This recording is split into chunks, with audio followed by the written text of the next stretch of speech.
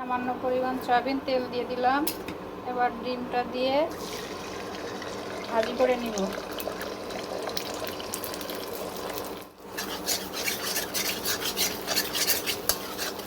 ডিমটা এইভাবে ছোট ছোট টুকরা করে নিব।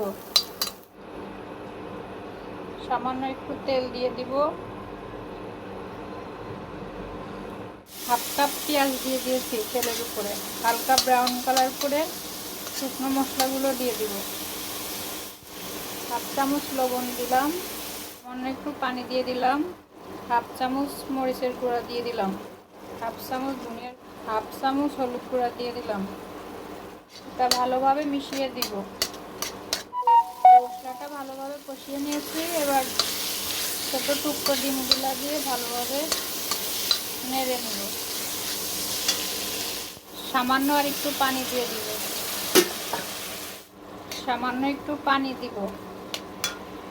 1 চামচ টমেটো সস দিয়ে দিলাম। 1 চামচ কর্নফ্লাওয়ার গুলিয়ে দিলাম। হয়ে গেল ডিমের ঝুরি ভাজা রেসিপি। প্লিজ আমার চ্যানেলটা সাবস্ক্রাইব করবেন। আপনারা রেসিপিটা ট্রাই করে দেখবেন। এবার পরিবেশন করে দেখাবো।